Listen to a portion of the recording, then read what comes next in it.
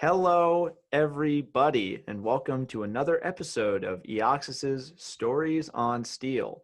This is a steel industry podcast featuring the big names of the business and the advice/stories they've accrued over their years as insiders. Steel has been a vital component in American life for well over a century, and the men and women who've helped it flourish are a diverse group of innovators full of interesting tales. We hope to share some of said tales here with you today. Thanks again to EOXS for providing this platform. In addition to this show, they are bringing businesses online by providing a standardized digital workspace for all your steel-related needs. Today, we are proud to welcome the president of BU Tube Americas at Sandvik, Johan Israelsson. Johan, thank you so much for taking the time to talk with us today. How are you? I'm doing fine, Kevin, and thanks for having me. I appreciate it. Now, I would we have so much to cover today. And obviously, the markets are being a little bit hectic lately, so we might get into that. But one thing I always like to do with a new guest is ask for a brief overview as to how you entered the steel business. Was it a long-term goal? Was it something that made itself available later in life? The viewers and listeners want to know. Sure, absolutely. So for me, I'm fairly new to the steel industry. I actually just joined it April of 2020, so 9 months into it. But my background is with Sandvik, just in a different business within Sandvik.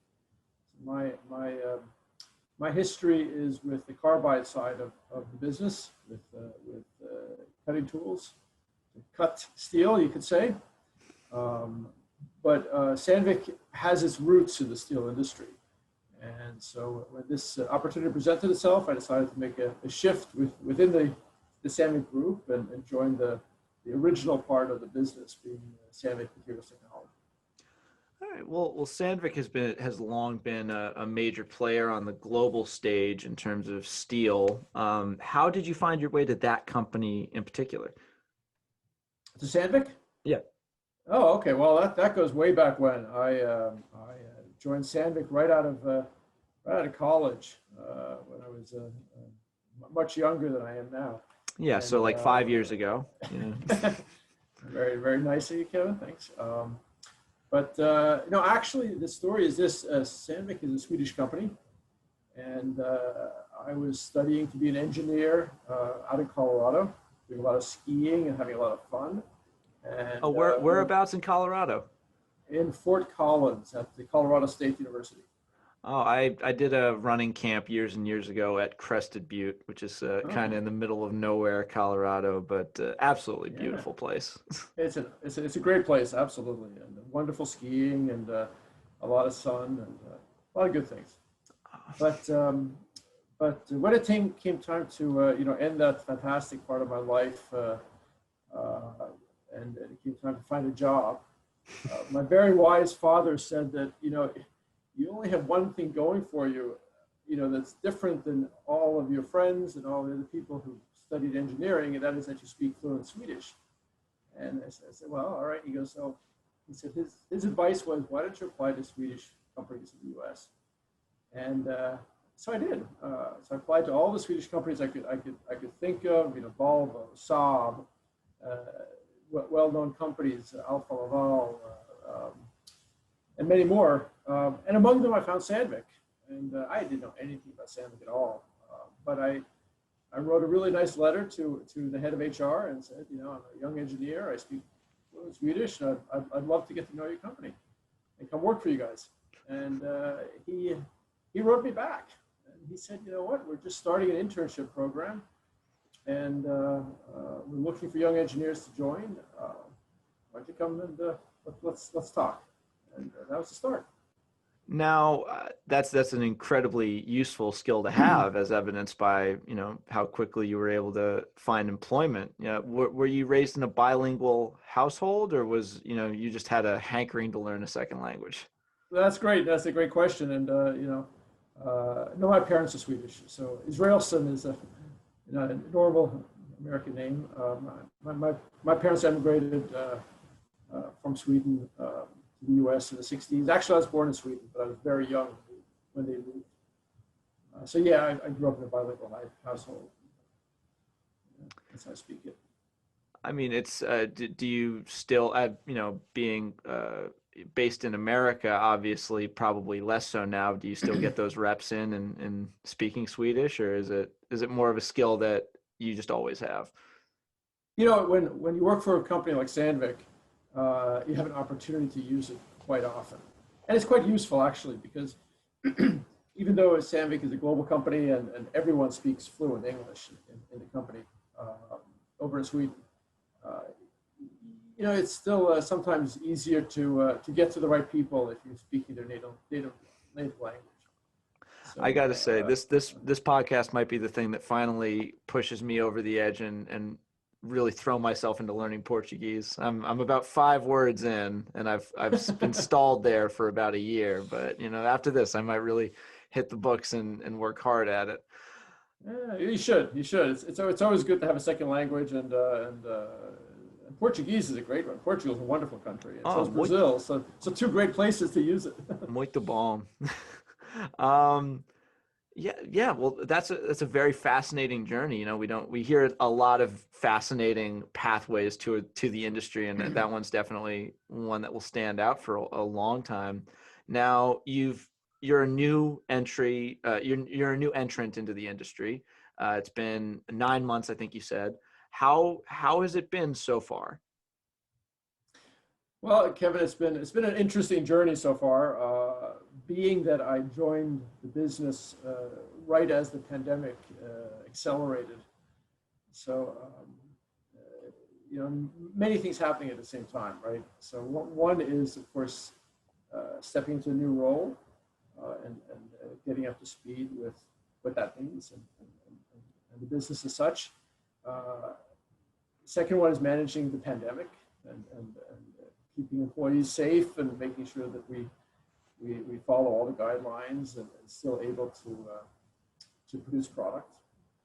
And the third one, of course, is learning a new industry and coming into the steel industry and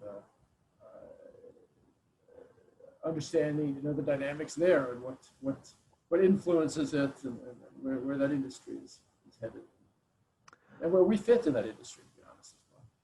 Now, entering the field, obviously, no one really saw the pandemic coming. But did you have any established industry professionals that you were able to lean on in Sandvik, or was it mainly a lot of learning as you go on your own? I mean, we really relied a lot on the advice given by the CDC and by we're based in Pennsylvania, so by the Pennsylvania Department of Health as well. Um, and they give us some very good guidelines. And we studied those, and actually they're very easy to reach them as well and talk to them and explain situations that are unique to us maybe, and get some good advice. So we worked very closely like that. But then we also had some good support from within Sandvik and the EHS area with guidelines that were being developed for the group, the Sandvik group, and able to apply as well. But of course, in a case like this pandemic, of course, the local guidelines and regulations are the most applicable.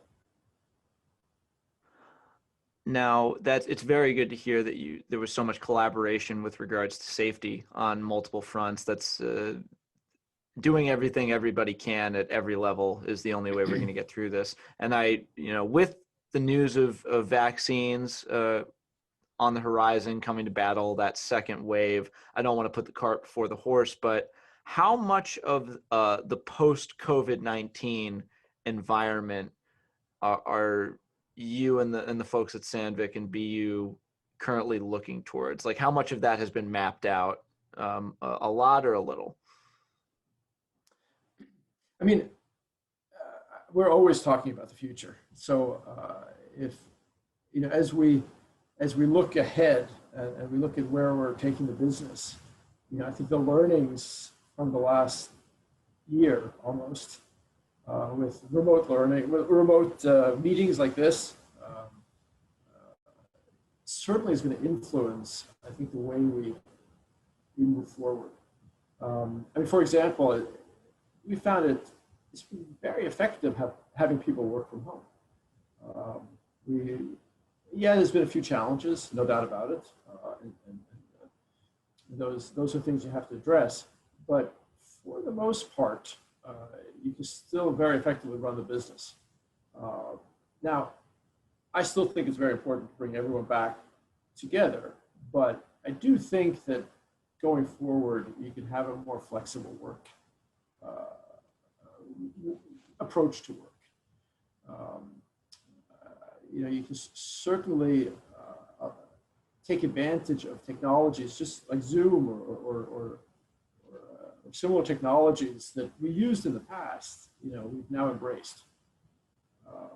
Everyone has become experts at this type of technology and is spending all day long using them. And I think that's something that's going to be part of the business going forward. I think it's funny that we haven't really gone into that a whole lot so far in the episodes we've done of this podcast, but with that adoption of new technologies in the wake of the pandemic and the lockdown, like Zoom and different online tools, was there a very steep learning curve, or did you guys adapt fairly quickly to the new status quo? I think we adapted pretty quickly. Being a global company, you're sort of used to communicating with colleagues on different levels around the world to get things done. Be it that you're in quality and you have a question and you ask your colleagues in Sweden or in India, so you're using these technologies already in business. So sitting at home, given that you have a quiet place to work, I think we were well prepared to use the technologies. So some of the challenges became, of course, for people because they didn't have that quiet place to work, and they had distractions, family distractions. As you know, schools were closed, or daycares were closed, or grandparents were quarantined. And, all those things influence people's ability to fully focus, and I think that's more of a challenge than embracing it. As someone with 2 dogs that are being held at bay by a door and a few treats, I do understand the distractions that can happen when you're fully in a home environment. And I think that's a really great place to take the next part of the conversation, which I would love to get into a little bit of e-commerce with you. Being a part of a global entity like Sandvik, I understand that you guys have had to adopt, or likely have had to adopt, internet interactions in a lot more of a fast-paced and complete way than some of the smaller operations that exist in the steel industry. But a feeling that I've gotten from the conversations has been that steel is still very much a face-to-face handshake agreement type of field. From a more global perspective like yours, do you share that sentiment, or do you feel like it's moved past that? I know I tend to share that sentiment. In my previous, my career prior to taking this position, I was working with primarily in the cutting tool area, as well as products in and around that. And I would say the e-commerce was much more developed. Coming into the steel industry, it's quite a traditional industry. I almost felt like I was stepping back in time a little bit, and I don't mean that at all in a negative sense. But it is still more traditional, and I think there's an opportunity there for the steel industry actually to embrace some of the technologies that other industries have already fine-tuned, and maybe take this industry also to another level. Well, I think that an established presence like Sandvik is poised to make a lot of those changes. As someone that's been with the company as long as you have, what sort of aspects of the company culture do you think benefit it in those types of business interactions? Like, what does Sandvik project to the consumer that helps make that sale? I'm not quite sure what you're asking, to be honest. Oh, sorry. Okay. Well, I was asking for more of an insight as to into the company culture, if that makes any sense. You know, what exactly is it like working there? What helps you represent the brand proudly, if that makes any sense? Well, let me talk, and you tell me if I'm talking about the right thing. Then, No problem. I could be uh, completely in the woods on that, but you know, yeah, it yeah. happens from time to time. So Sandvik has been around since 1862, and the founder of Sandvik, he firmly believed it was really important to understand your customer, to know your customer, to be engaged with your customer. So in very early days, that was part of the company's culture. It's just, that products are developed together with customer specific needs in mind. And as they're developed, the development is confirmed by engaging with customers and specific applications. And as we understand the customer's needs, are we going in the right direction? So that becomes sort of the company culture, that you're very close to the market. And it's very common for Sandvik, all the way from the top through all levels of management, to constantly engage with customers. So it's not just the sales organization or the developers, it's everyone. And so with that in mind, having direct contact with the customer and visiting factories and discussing challenges and opportunities, and where our customers see their future and their market's future, that becomes challenging when you put let's say an e-commerce solution in the middle, or even during the pandemic, when you suddenly can't go visit, but you're trying to have an interaction through Zoom or something similar. But nonetheless, you have to find a way around that, right? And so I think Sandvik started thinking a lot about that. E-commerce is a way to handle a commercial transaction. It's not a relationship with a customer. Your customer relationship is separate, and I think that's sort of also been very much embraced. That yes, the actual commercial transaction goes through e-commerce, and yes, you can present your products and make it easier for the customer to choose the right technology. But you still need to be engaging. You still need to be there. You still need to be working with them. You still need to be visiting them. You still need to be talking to them, calling them. And you certainly can leverage modern tools to do that. But you can never lose sight of that. I think that answers my question perfectly. So no worries there. Did learning how to build that rapport with customers take a long time for you, or was it something that came more naturally? Just because, from our conversation, you do seem like a very charismatic guy. So were doors opened easily, or is that something you had to learn? I'll be honest, you show up at work, you're 23 years old, you think you know everything, you don't know anything actually. You walk into the first customer, you open your mouth, and they just shoot you down because you realize how little you actually know. So I think it's something you develop, because it's very much, I think, related to your own self-confidence in your subject. So as you can do so much with just talk. After a while, you really have to be engaged. And understanding the subject matter, the customer's market, the customer's challenges, and really being engaged and be able to talk their language. That's when you really get a dynamic relationship going. And that's where the customer looks forward to you calling them or visiting them, because they get so much out of it. And I think personally, it took a little time to build that confidence. I think it does for most people.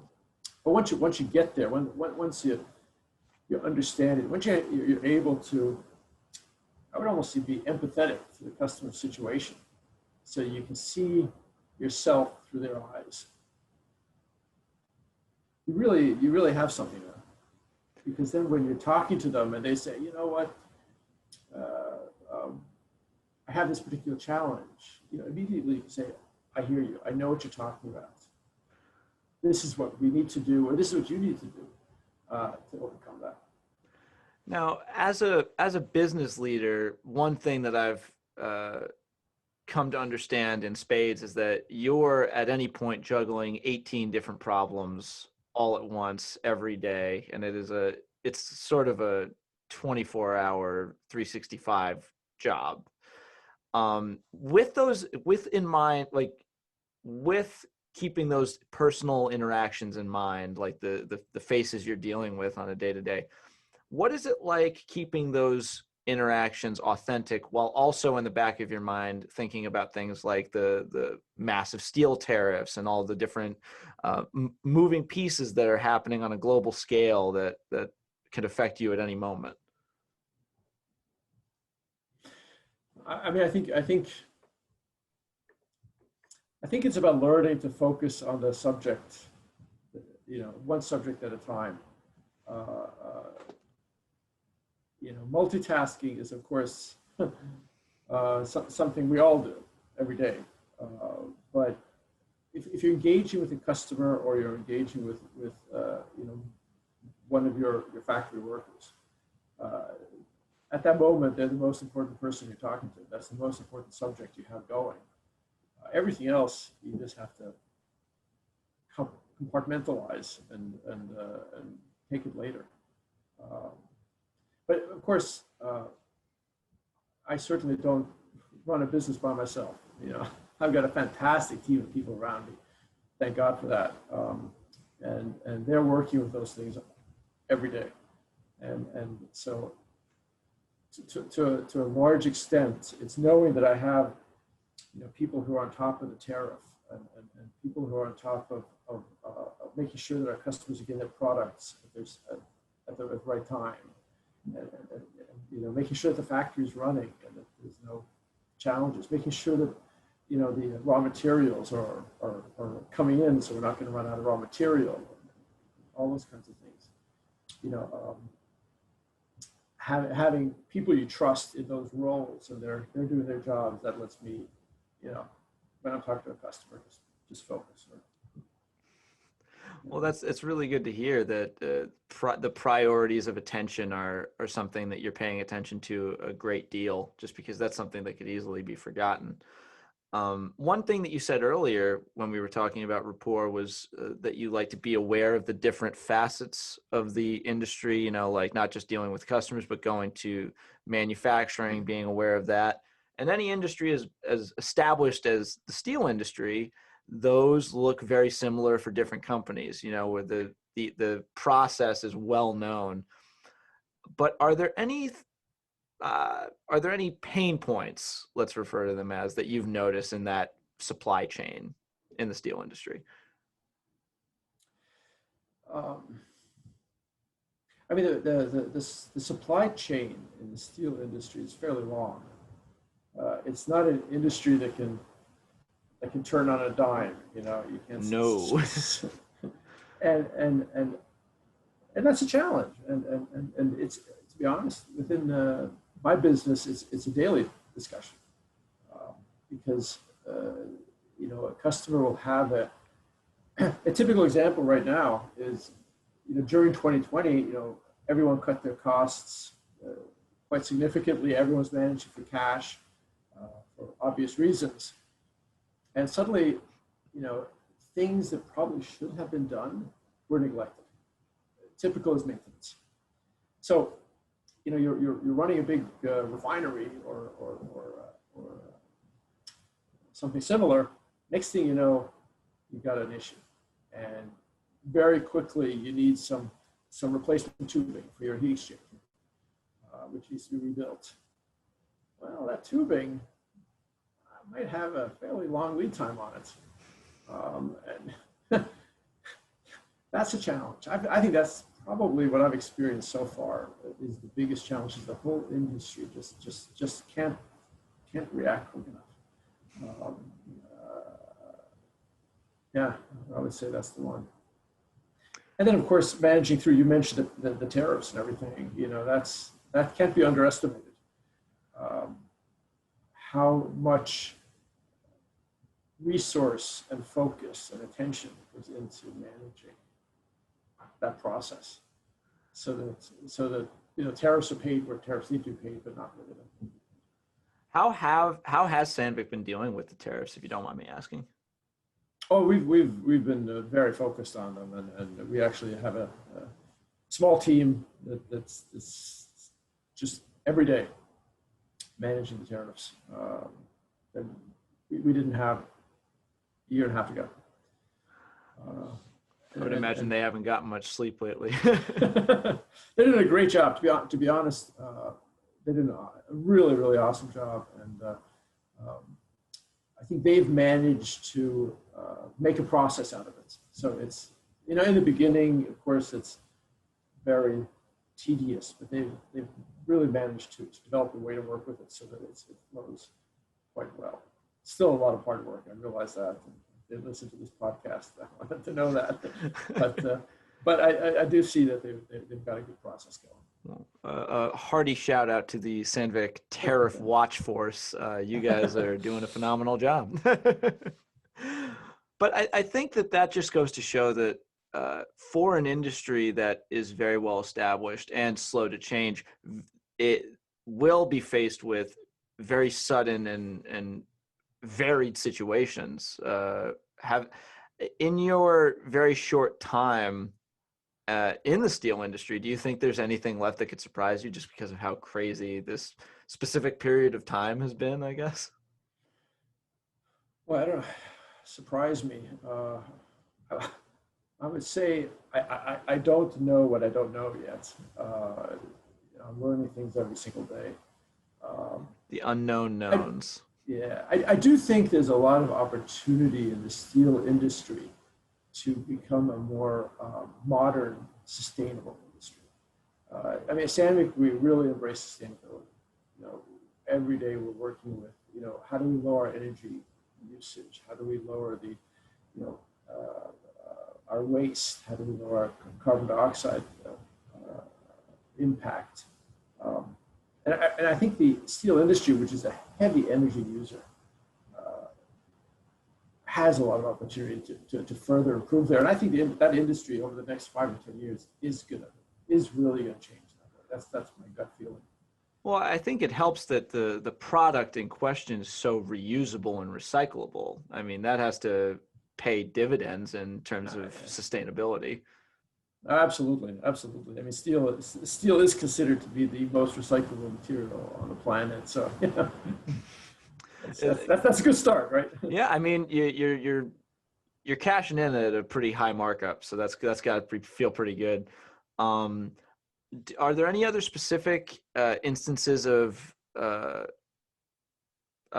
being more energy conscious and sustainable that you could give us? Just because that's something we don't really get into a whole lot in this podcast. Well, I think, there's just so many opportunities, in what you can take advantage of from, reducing your energy usage through small savings, lots of small savings, or major ones. We have one facility. It's not in the U.S. It's elsewhere, but they're just now putting on a lot of solar panels. They do the whole roof with solar panels, and you're not going to probably run your hot extrusion press with solar panels, but you can run other things. You can do other things with that, and you can certainly light the building. You can certainly probably run the heating system, the cooling system, if they're efficient enough. So I think to take advantage of modern technologies as much as possible, and to be willing to reinvest like that, even though the payback might be a little bit more extended, some of those technologies, but it's the right thing to do, right? And it's going to help the industry sustain itself in the long term. Well, I think that there's definitely a global conversation about sustainability that's been reaching a fever pitch in the last few years, and it makes me feel hopeful. personally, which is, it's as to get personal as a man looking to start a family, it's good to look long term into those things, and it's a beautiful planet we live on. So let's controversial take, everybody. Let's take care of it. Yeah, yeah, yeah. Well, Johan, this has been a very, very fascinating discussion, and I want to thank you very much for your time. We're sort of coming up to the limit here, but is there anything you think we didn't cover enough that you'd love to get in at the end here, or? No, I really appreciate the time, Kevin. I think it's a lot of fun. I'm really excited to be in this industry. I'm really excited to get post-COVID and start to learn much more about it, to get out there and really meet the people who the users of our technologies and the industries that ultimately benefit from what we do every day. Well, I'm really glad to hear that. And although you've outpaced me in entering the industry by quite a few months, I will say welcome aboard for what it's worth.